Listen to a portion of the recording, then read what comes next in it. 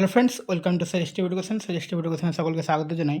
SSC GD 2026-এর জন্য যে আমরা পলিটির জিকে প্র্যাকটিস করছিলাম, তো আমাদের চ্যাপ্টার 12 হবে আজকে রাষ্ট্রপতি ও উপরাষ্ট্রপতি। তো আজকের প্রথম কোশ্চেন দেখো, ভারতের সংবিধানের আর্টিকেল 74 কোন বিষয়ে বিশদভাবে আলোচনা করে? তো আর্টিকেল 74-এ বলা হয়েছে যে রাষ্ট্রপতিকে সহায়তা ও পরামর্শ প্রদানের জন্য মন্ত্রিসভা থাকবে। তাহলে এখানে অ্যান্সার হচ্ছে অপশান সি। ভারতীয় সংবিধান লঙ্ঘনের দায়ে কোন অনুচ্ছেদের অধীনে ভারতের রাষ্ট্রপতির বিরুদ্ধে অভিশংসন বা ইমপিচমেন্ট প্রক্রিয়া চালানো যেতে পারে? তো অ্যান্সার হচ্ছে অনুচ্ছেদ 61, অপশান বি। ভারতের রাষ্ট্রপতিকে শুধুমাত্র সংবিধান লঙ্ঘন করার জন্য অনুচ্ছেদ 61 অনুযায়ী অভিশংসন করা যেতে পারে। এখন পর্যন্ত ভারতে কোনো রাষ্ট্রপতিকে অভিশংসন করা বা ইমপিচমেন্ট করা হয়নি। নিম্নের কোন পরিস্থিতিতে ভারতের রাষ্ট্রপতিকে অভিশংসন করা যেতে পারে? তো এখানে অপশান রয়েছে মন্ত্রিসভার পরামর্শে লোকসভা ভঙ্গ করতে অস্বীকার করা, সংসদে পাস হওয়া বিল স্বাক্ষর না করা, সংবিধানের কোনো বিধানের বিরুদ্ধে ইচ্ছাকৃতভাবে কাজ করা। তো অপশান সি হবে অ্যান্সার। সংবিধানের কোনো বিধানের বিরুদ্ধে ইচ্ছাকৃতভাবে কাজ করলে রাষ্ট্রপতিকে অভিশংসন করা যাবে। ভারতের 15তম রাষ্ট্রপতি কে? ভারতের 15তম রাষ্ট্রপতি হচ্ছে দ্রৌপদী মুর্মু। দ্রৌপদী মুর্মু ভারতের 15তম রাষ্ট্রপতি, যিনি 25শে জুলাই 2022 সালে দায়িত্ব গ্রহণ করেন। তিনি প্রথম আদিবাসী সম্প্রদায়ভুক্ত ব্যক্তি এবং প্রতিভা পাটেলের পর দ্বিতীয় মহিলা রাষ্ট্রপতি। রামনাথ কোবিন্দ ছিলেন 14তম, প্রণব মুখার্জি হচ্ছে 13তম এবং প্রতিভা পাটেল 12তম রাষ্ট্রপতি। তিনি পূর্বে ঝাড়খণ্ডের রাজ্যপাল ছিলেন। দ্রৌপদী মুর্মু পূর্বে ঝাড়খণ্ডের রাজ্যপাল ছিলেন। রাষ্ট্রপতি ভবন কোন সালে সম্পূর্ণ হয়? তো রাষ্ট্রপতি ভবন সম্পন্ন হয় 1929 সালে। রাষ্ট্রপতি ভবন পূর্বে ভাইসরয়ের হাউস নামে পরিচিত। 1929 সালে সম্পূর্ণ হয়। এটি ব্রিটিশ স্থপতি স্যার এডউইন লুটিয়েন্স দ্বারা নকশা করা হয়েছিল। এর নির্মাণ কাজ শুরু হয় 1912 সালে এবং শেষ হতে 17 বছর সময় লাগে। এটি আয়তনের দিক থেকে বিশ্বের যে কোনো রাষ্ট্রপ্রধানের বাসভবনের মধ্যে সবচেয়ে বড়। ভারতের উপরাষ্ট্রপতি সরকারের কোন শাখার অন্তর্ভুক্ত? তো এটা হচ্ছে নির্বাহী ও আইনসভা উভয়ে। উপরাষ্ট্রপতির একটি দ্বৈত ভূমিকা রয়েছে। তিনি ইউনিয়ন নির্বাহী বিভাগের দ্বিতীয় সর্বোচ্চ পদাধিকারী অনুচ্ছেদ 63 অনুযায়ী। পাশাপাশি তিনি রাজ্যসভার পদাধিকার বলে চেয়ারম্যান, ঠিক আছে? তাই তিনি নির্বাহী ও আইনসভা উভয়েরই অংশ। রাষ্ট্রপতি কোন অনুচ্ছেদের অধীনে জাতীয় জরুরি অবস্থা ঘোষণা করতে পারে? তো 352 অনুযায়ী জাতীয় জরুরি অবস্থা ঘোষণা করা যেতে পারে বা করতে পারে রাষ্ট্রপতি। তো এখানে 3টে জরুরি অবস্থা থাকে। একটা হচ্ছে 352 অনুযায়ী হচ্ছে জাতীয় জরুরি অবস্থা, 360 হচ্ছে আর্থিক জরুরি অবস্থা, 356 হচ্ছে রাষ্ট্রপতি শাসন। তো ভারতে 3বার জাতীয় জরুরি অবস্থা জারি হয়েছে, 1962, 1971 এবং 1975-এ। ভারতের রাষ্ট্রপতি নির্বাচনের সাথে সম্পর্কিত বিরোধ নিষ্পত্তি করার দায়িত্ব কার? তো বিরোধ নিষ্পত্তি করার দায়িত্ব হচ্ছে সুপ্রিম কোর্ট অফ ইন্ডিয়া, অর্থাৎ সুপ্রিম কোর্টের। তো সংবিধানের অনুচ্ছেদ 71 অনুযায়ী রাষ্ট্রপতি উপরাষ্ট্রপতি নির্বাচনের সাথে সম্পর্কিত সব ধরনের সন্দেহ ও বিরোধ ভারতের সুপ্রিম কোর্ট দ্বারা বিচার করা হয় এবং তার সিদ্ধান্তই চূড়ান্ত। নির্বাচন কমিশন নির্বাচন পরিচালনা করে, কিন্তু বিরোধ নিষ্পত্তি করে সুপ্রিম কোর্ট। তারপরে কোশ্চেন দেখো, ভারতের সংবিধানের কোন অনুচ্ছেদে কেন্দ্রীয় নির্বাহী ক্ষমতার বিস্তৃতি সম্পর্কে বলা হয়েছে?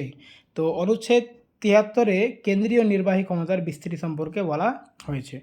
তো অনুচ্ছেদ 73-এ কেন্দ্রীয় নির্বাহী ক্ষমতার বিস্তৃতি সম্পর্কে বলা হয়েছে। এতে বলা হয়েছে সংসদ যে বিষয়গুলিতে আইন প্রণয়ন করতে পারে সেই বিষয়গুলিতে কেন্দ্রের নির্বাহী ক্ষমতা প্রযোজ্য। তারপরে বাকি অনুচ্ছেদগুলি দেখো, অনুচ্ছেদ 52 যেমন রাষ্ট্রপতি পদ প্রতিষ্ঠা করে। অনুচ্ছেদ 75 মন্ত্রীদের বিষয়ে আলোচনা করে। অনুচ্ছেদ 78-এ প্রধানমন্ত্রী রাষ্ট্রপতিকে তথ্য দেওয়ার দায়িত্ব নিয়ে আলোচনা করে। রাষ্ট্রপতি শাসন জারির ক্ষেত্রে নিচের কোন বক্তব্যটি সঠিক? তো রাষ্ট্রপতি শাসন জারি করার ক্ষেত্রে রাজ্যপালের সুপারিশের ভিত্তিতে, এমনকি সংখ্যাগরিষ্ঠতা থাকা সত্ত্বেও রাজ্য সরকার ভেঙে দেওয়া যেতে পারে, এই বক্তব্যটি সঠিক দেওয়া রয়েছে, ঠিক আছে? ব্যাখ্যা পড়ো, দেখো ব্যাখ্যা পড়লে বুঝতে পারবে। অনুচ্ছেদ 356 অনুযায়ী রাষ্ট্রপতি রাজ্যপালের রিপোর্ট বা অন্যভাবে ভিত্তিতে যদি সন্তুষ্ট হন যে রাজ্যের প্রশাসন সংবিধান অনুযায়ী চলছে না, তাহলে রাষ্ট্রপতি শাসন জারি করতে পারেন। এতে সংখ্যাগরিষ্ঠতা থাকলেও সরকার ভেঙে দেওয়া সম্ভব, যদিও এসআর বোমাই কেস অনুযায়ী কিছু সীমাবদ্ধতা রয়েছে। নিচের বিবৃতিগুলি বিবেচনা করো। রাজ্যপাল রাজ্য বিধানসভা ভেঙে দিতে পারেন, রাষ্ট্রপতির লোকসভা ভেঙে দেওয়ার ক্ষমতা নেই। তো এখানে রাজ্যপাল রাজ্য বিধানসভা ভেঙে দিতে পারেন, এটা ঠিক রয়েছে, ঠিক আছে, কিন্তু রাষ্ট্রপতির লোকসভা ভেঙে দেওয়ার ক্ষমতা নেই, এটা ভুল। কারণ রাষ্ট্রপতির মন্ত্রিসভার সাহায্য নিয়ে লোকসভাও ভাঙতে পারেন, ঠিক আছে। তাহলে অপশন এ হবে অ্যান্সার, শুধুমাত্র একটাই ঠিক। তো এখানে দেখো বিবৃতি 1 সঠিক, কারণ অনুচ্ছেদ 174(2)(b) অনুযায়ী রাজ্যপাল বিধানসভা ভেঙে দিতে পারেন। আর বিবৃতি 2টা ভুল, কারণ রাষ্ট্রপতি অনুচ্ছেদ 85(2)(b) অনুযায়ী লোকসভা ভেঙে দিতে পারেন মন্ত্রী পরিষদের পরামর্শে। তাহলে দুজনেই কিন্তু মন্ত্রিসভা এবং লোকসভা ভাঙতে পারেন, ঠিক আছে, বিধানসভা এবং লোকসভা। নিচের কোন বিবৃতিগুলি সঠিক? সলিসিটর জেনারেল রাষ্ট্রপতি নিয়োগ করেন, এটা ভুল। সলিসিটর জেনারেলকে রাষ্ট্রপতি নিয়োগ করে না, তাহলে অপশন 1 নম্বর বিবৃতি ভুল। তাহলে শুধুমাত্র 2টাই ঠিক, তো অপশন বি হচ্ছে অ্যান্সার, ঠিক আছে। আচ্ছা, এটা পড়তে হবে। হ্যাঁ, রাষ্ট্রপতি নির্বাচনে প্রার্থীর জামানত 15,000 টাকা। আচ্ছা, হ্যাঁ, এটা ঠিক রয়েছে, তাহলে অপশন বি।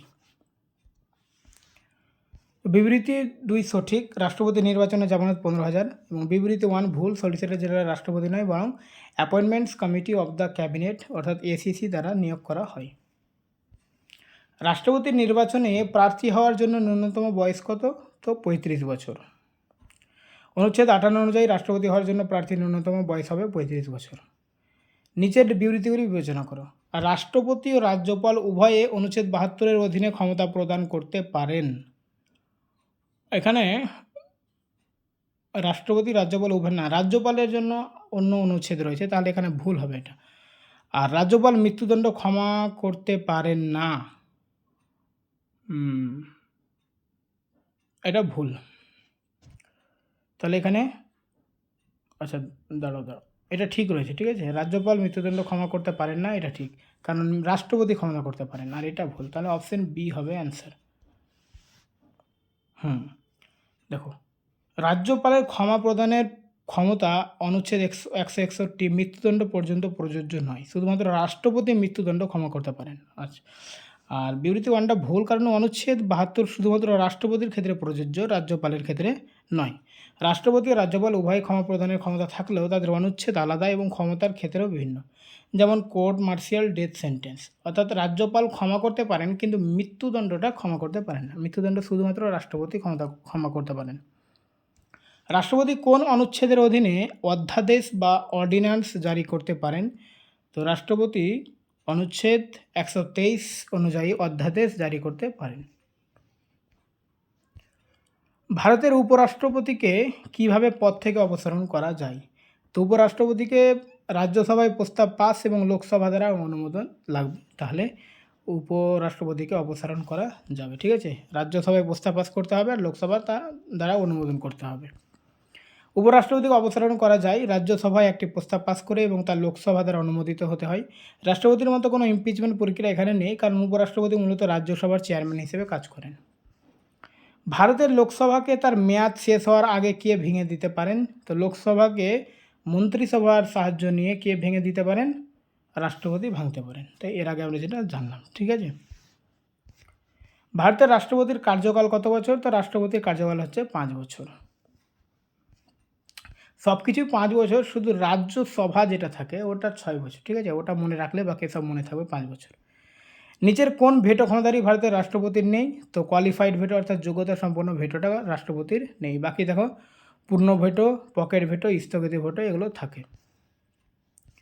ভারতের রাষ্ট্রপতি রাজ্যসভায় কতজন সদস্য মনোনীত করতে পারেন? তো 12 জন সদস্য মনোনীত করতে পারেন। তো অনুচ্ছেদ 80 অনুযায়ী রাষ্ট্রপতি রাজ্যসভায় 12 জন সদস্য মনোনীত করেন। এরা সাহিত্য, বিজ্ঞান, শিল্প, সমাজসেবার মতো ক্ষেত্রে বিশেষ জ্ঞান বা অভিজ্ঞতা সম্পন্ন ব্যক্তি হন। ভারতের উপরাষ্ট্রপতির নির্বাচনের ক্ষেত্রে নিচের কোন বিবৃতিগুলি সঠিক? তো অ্যান্সার হচ্ছে যে তার বয়স 35 বছর পূর্ণ হতে হবে, এটা ঠিক। তিনি রাজ্যসভার সদস্য হওয়ার যোগ্য হতে হবে। হ্যাঁ, এটাও ঠিক। তাহলে অপশন সি হবে অ্যান্সার, 1 এবং 2 উভয়। ভারতের উপরাষ্ট্রপতি নির্বাচনে প্রার্থী হওয়ার জন্য নিচের কোন যোগ্যতা প্রয়োজন? তাকে কেন্দ্রীয় সরকারের অধীনে কোনো লাভজনক পদে থাকতে হবে। এটা ভুল, কারণ কোনো লাভজনক পদে থাকলে কিন্তু রাষ্ট্রপতি নির্বাচনে প্রার্থী হওয়া যাবে না। তাকে লোকসভার সদস্য হওয়ার যোগ্য হতে হবে, এটা ঠিক। তাহলে শুধুমাত্র 2টা ঠিক, অর্থাৎ অপশন বি। ভারতের সংবিধানের কোন অনুচ্ছেদে বলা হয়েছে যে একজন উপরাষ্ট্রপতি থাকবে? তো উপরাষ্ট্রপতির কথা অনুচ্ছেদ 63-তে বলা হয়েছে। বাকি 64-তে বলা হয়েছে উপরাষ্ট্রপতি রাজ্যসভার পদাধিকার বলে চেয়ারম্যান থাকবে। 65-তে বলা হয়েছে রাষ্ট্রপতির অনুপস্থিতিতে উপরাষ্ট্রপতির দায়িত্ব পালন করবে। আর 66-তে বলা হয়েছে উপরাষ্ট্রপতির নির্বাচন সম্পর্কে। তো আজকে এই পর্যন্ত।